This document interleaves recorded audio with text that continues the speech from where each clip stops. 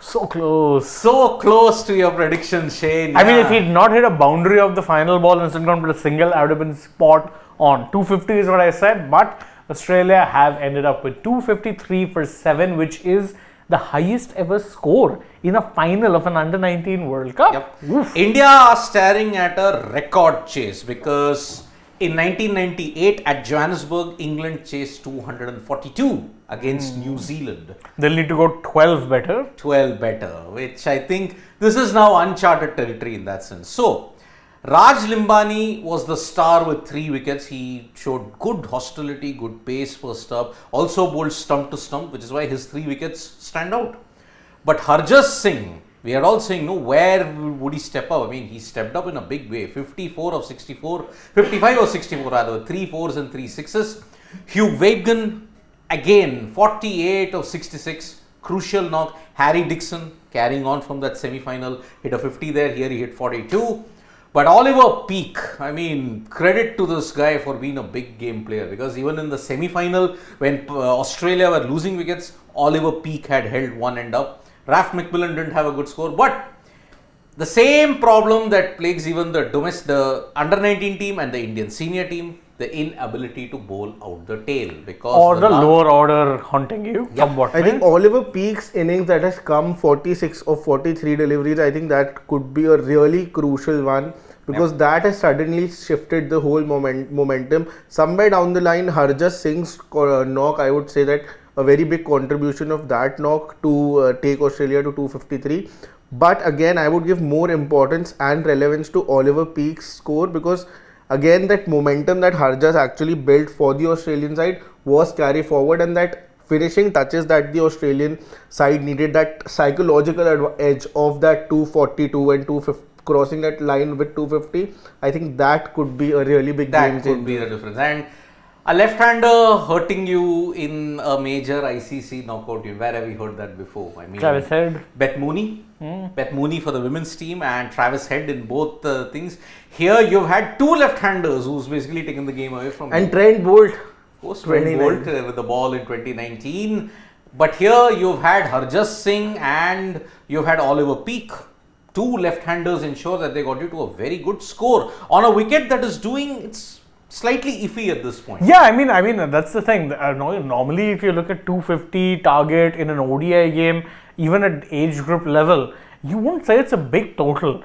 But this pitch isn't exactly the easiest to bat It's on. a slower wicket. It's the I think it's been used. Yeah, it's a used wicket. You could see the cracks actually at the beginning of the game, and because it's a one-day game, you have seen, and you even saw how the Uday Saran used his spinners. Someone like a Mushir and Soumi Pandey, he knew that, and also Murugan Abhishek. He knew that Soumi Pandey is the strike bowler, and that's why he was not given longer spells. He was gotten, and then how you tend to use fast bowlers usually, you use them in bursts. Here you saw Soumi Pandey being used that way. So I think it's going to be I think Australia would be really happy and really confident going into the dressing room at this point. They were, I mean, when the final boundary was hit, you saw that the likes of Webjen, Dixon, all of them, Constas also, I mean, Constas had a pretty bad time. He was struggling with the swing and the pace of the deliveries there. That's why he fell for an 8-ball duck.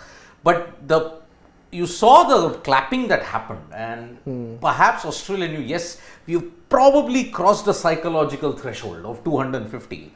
But again, this Indian cricket team, if you look at it, I mean, how much did they chase in the semi-final against South Africa? That also had a pretty good bowling lineup. I mean, I think it was 284 if I'm not mistaken. 248, somewhere in those lines. No, it was a lesser total. Yeah, it was, I think, 248. We'll just check at this point. So, you're chasing essentially 5 runs more at that point, 5 or 10 runs more. Let me see. So, in that sense, 248. 248. And that too, you got it in the final over, if I'm not mistaken, right?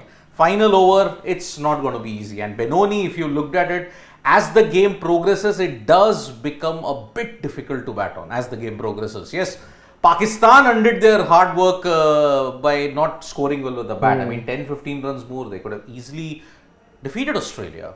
But 6 wickets, and remember, there is a main reason why finals don't get you that big a totals, 230, 240, because in age cricket, you do have a issue with conditions being far more competitive than senior level if you look at it. So, Harjas Singh, I mean, as I mentioned at the start, what a performance from him. I mean, Counter-attacking knock. he started his career as a right-hander, but then he switched to being left-handed. And the shots that he was playing, boy, clean hits. Clean hitting. Yep. But I think Oliver Peaks really impressed me with his maturity, because when the situation demanded, he buckled down, When he had to go for the wickets, he went for the wickets. I mean, if you look at Oliver Peaks' runs, only three boundaries, 2 boundaries and a 6. Just 14 runs, and rest were all That's it. singles. The rest of it was all down to strike rotation, and very good strike rotation. Yep. Despite that, he's the only batter with a strike rate over 100. Amazing. Yes. That is actually really good temperament from the youngster. Full credit to him. So 34 runs for the 7th wicket. Then 32 runs for the 8th wicket that's there. A total of 66 runs from your lower middle order. Why As have we heard always. that problem crop up? Problem Constant. indeed. Yep. It's a constant. You will always do the hard work. And to be fair, see, if you're looking at it, and this is where I think Australia will be, why they'll be happy with the way they put up. There wasn't one big standout performance. Yeah. Everyone chipped in with vital knocks, at least the ones who did get starts. So you had Dixon, 42, Hugh Wegman, 48, Harjas, 55. Okay, you can say Ryan Hicks is probably the only one, and Charlie Anderson, who got decent starts, but then couldn't do anything beyond that. But I mean, you've got 1 half centurion and 3 batters in the 40s. That's very good, especially on batting conditions that were not the easiest. Yep. And with the Indian bowlers, they were definitely doing well. Yeah. Let's not take away, for the most part, you weren't leaking that many runs. Although Naman Tiwari today had a off day. Yeah. I mean, you just go down a bit. Run a ball. Yeah, close to, no, I think it's 59, more I than think a went run for ball. 59. 63. Jeez. Oh, yeah, that for 60. boundary at the Yeah, last. the boundary towards, and Attu is not completed his full quota. So, Limbani's 3 wickets for 38. 1 for 41 was Soumi Pandey. I mean, they saw that Soumi Pandey was the threat, so they played him out and ensured they gave him only 1 wicket. Murugan Abhishek also had good figures. I mean, no wickets, but 37 runs and 10 overs means he definitely was very, very economical. And you clearly can see the fact that spinners are doing the job for on the wicket, because you did not see an Arshin Kulkarni bowl. Uday Saran himself, you did not see him bowl. You got in a Priyanshu Molia as well. So spinners, clearly this wicket is little on the slowest track, and I still feel that it's 55 in favor of India, but the Indian batters have to put their best game out today if they have to chase this total. Looking at, in the past what has happened, okay, 2 performances that I have to look at, okay. India in the finals against both Australia in 2012 and 2018, okay. Your top order gave you a good start. Except 2012, where Unmukh Chand kind of Middle ensured order. that he shepherded the entire innings along and ensured that he, along with Smith Patel, got you past that landmark of 227, okay. Even in the Bay Oval final in 2018, Manjot Kalra had given you a good start. Priti Shaw, I think he hit a 31 if I'm not mistaken. It was Manjot Kalra and Harvik Desai actually. Yeah, Manjot Kalra and Harvik. Shubman Gill, I think, hit a 50, and then after that, Harvik Desai hit a 40. Middle order. Yeah, so that's why your top order has to start well. But in the game against South Africa, you saw that your top order didn't do well. And here, when you look at it, towards the fag end, India lost wickets. Even in the South Africa match, what was the indicator? Pressure can get to you. And you already almost did a kamikaze in that semi-final when you lost 3-4 wickets towards the end. No, but India did show that the batters can step up when the pressure comes in. But again, it every time has till now boiled down to that one player, your captain, Uday Saran. And he has again and again stepped up for you. Yep. Again today, one last time, he would be wanting to do that for the team. But I think someone like an Arshin Kulkarni could, because he gets going, he's someone who likes to take on the bowlers, he's someone who plays attacking. If he gets going and he gives that momentum to the Indian team, I think it's going to be easier moving ahead. Yeah, I mean, Arshin Kulkarni first made his big mark at the Asia Cup. I mean, he had good knocks there.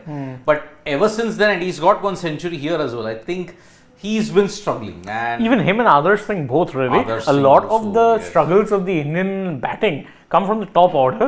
It's when I say top order, I mean only the openers. Beyond that, everyone else has chipped in at some point or the other. But I think today, you'll need a good start from the openers, because again, in the first power play, you'll potentially need to get a few runs on the board, because it's going to get tougher. Already, I don't think it's an easy pitch to bat. It is not an easy pitch, and I think you are potentially encountering the best bowling unit also of the competition. I mean, you did struggle against South Africa when they had a good bowling start. Mfaka, I mean, he really was in fantastic touch there. I mean, the pace, left armer yet again troubling us. Oh, shocker. Where have we heard that before? So that's why India somehow managed to get out through the grit of Saran and thus, if you have to look at it. On a finals day, pressure can do strange things to you. And it's 250. It's becoming cloudy, it is then becoming sunny, it's a very iffy weather also there. So that is why I am like wondering, maybe, and remember no DRS as well. So that's why it's going to be a big problem for them. But see, Widler, then you've got Straker, then you've got Marley Beardman. All these guys, and even Raf McMillan, good spinner. If these four can really come together, then it'll be very tough for India. And Straker, remember, has always had tremendous success at the top. So which is why he strikes early, and he is a tail polisher. Correct. He can just polish the tail off with his fast, straight deliveries. Both stump to stump.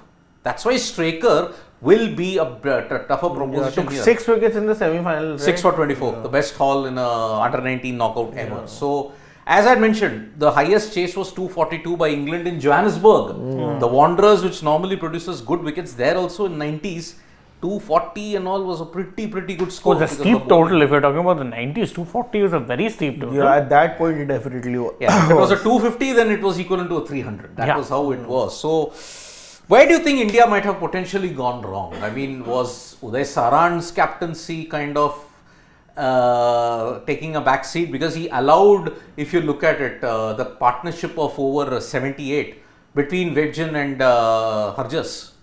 Do you think that was poor captaincy at that time, or do you think they were just batting too well?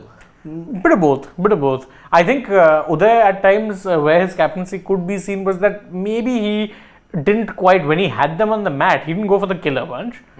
You were waiting for things to happen rather than making them happen. Classic problem when it comes to white ball cricket. And even here, when you did get those flurry of wickets later on, I think they could have been a little bit more aggressive. Instead, you were going for options like you're bowling Mushir in the death. And I know he's been bowled in the death, but Mushir in the death to a left-hander is asking for a little bit of trouble. And also, the fields were kind of spread out. Yeah. If you look at it, that's what allowed them to ensure the singles and twos would be taken. I mean, there was clearly a big thing that field was spread out, they could hit it into the gap, and that's why the tail, after Raf McMillan, they managed to build a good partnership. I mean, nobody scored boundaries. If you look at the entire partnerships with Peak, hardly 4 boundaries, 2 4s and 2 6s. Out of that, 66. So that means just 20 runs in boundaries. Yeah, I think we've just seen the typical Australian mindset and the Indian mindset on the day of the final, because you could see the Indian team being a little too extra proactive that you haven't seen till now. They have been proactive. Uday Saran has been someone who has been seen on the ground being a little proactive, but today I think that was a little extra to begin with. And on the other hand, Australia seemed to be assured. They did not seem to be having that pressure of the final day, typically what we have seen with the senior Australian team as well. And on the other hand, India, I think a little outdone by the occasion. It did take a little while to actually set in the nerves, and I think there is where the Australian side took over, and I think that is the reason Uday Saran had that defensive field, because again did not want to leave too many runs. Same reason, big day. Exactly. So look, we had already stated at the very beginning that India are the favourites because there is a lot of history for them. I mean, they are the 5-time champions. They have not lost to Australia since 1998. They are the 2-time, they have beaten them in both the finals whenever they have come. But will it be 3rd time lucky? It remains to be seen. And both times, if there's any comforting factor for the Indian cricket fan, both times India have won the title against Australia by chasing. Yeah. They chased in 2012, they chased in 2018. But at that time, the total was under 240. Here, it's 250. And chasing a total of 250 in the final of an under-19 World Cup has never happened. No, in 2020, what was the total? 170. 170, yeah. That was actually India kind of threw it I away. mean, see, at that time you had Jaiswal scoring a 50, but then after that the rest of the batting did not go. I mean, you had Shariful who was breathing fire at that And time. 2018, what was your target? 2018 was 231. Yeah. So that's why no total has been chased in excess of 240 by the World Cup finals, barring England. Barring And that too, that was in 98. 26 years ago. And India somehow crossed the line against South Africa. 2 wickets. I mean, remember, it could have been had Limbani not hit that 6. Yeah, it could have gone anywhere. Exactly. So that is why big achievement indeed for India. So let's just see how it goes. I mean, they are just showing the highlights at that time. I mean, see, they committed harakiri. They nearly committed harakiri and lost. But luckily, the rest of the players stepped up. And that's why it is going to be a very important situation that we've got. So, guys, you think they can chase it down? India? See, it's not beyond the realm of possibility. I'm just saying though, now it's a very 50-50 game because Australia will feel like they have enough runs on the board that they could potentially defend. Yep. What about And I you? think You had anyway said it was 50-50. I would anyways would had said 50-50, but I still feel key batters over here, I think it's going to be Arshin Kulkarni and Mushir Khan for India. Uday Saran, I'm not counting him in because everyone knows what he's capable of, what his temperament is on the big occasions and how he deals with the fact. So I think Arshin Kulkarni, the start, and why I bank on him more is that the way he would give that start to India, that I think would be very crucial because that he comes in with a reputation of that big hitting. He was picked up by the Lucknow Super Giants also because of the reason that in MPL, he has a strike rate of over 160. He comes middle order and is known for his 6 hitting. So if he gets going, I think he could just snatch the game from Australia and shift the whole momentum that as of now Australia has taken with them. Right. So, okay, what is the other comforting factor that I can give you guys about this under-19 World Cup? I mean, India have luckily had a pressure situation that came in the semi-final. Yeah, so they are prepared, yeah. But Australia have had 2. Against the West Indies, they somehow got out of jail with their batting, with the captain himself, I think, scoring a good ton. But then, if you look at what has happened, that match got rained out. Yeah. Okay, so we don't know what happened in that. But the Pakistan game was very close, and because of that, India, sure, they choked and kind of got to that pressure, but then they managed to get through the line. But 254 chase, and that too, I think only once India has chased in this under-19 World Cup. Was the previous game? Previous game. Yeah, They didn't before chase that, in any of the other. USA they batted first. Bangladesh they batted first. New Zealand they batted first. They batted first. Yep. So that They have mostly batted first, don't they? Yep. So that's the thing. So we'll take a couple of comments because I think the innings is going to start in the next 5 to 7 minutes. And the good thing is that the really good thing here is, and why I would still go with India winning this game, is that everyone has gotten runs. Sachin Das has gotten Except runs. Adarsh Singh. Adarsh Singh has gotten a century. So But I'd still say that he has runs to actually show and give him confidence. Okay, so even I also think that it is still India's game to lose. I think India, because of the depth that they have in their batting and they already had a pressure situation, I think they are far more adaptable, and that's why I will say that, okay, it is advantage India even now, but it's not going to be an easy chase. Yeah, Not at all. It won't be an easy chase. So Harsh Khatri saying Australia going to win comfortably. I don't think so. I think it's a very close game still. 50-50 for sure. But if Australia win comfortably, Harsh Khatri, don't be surprised. Don't be surprised because they always raise their A game.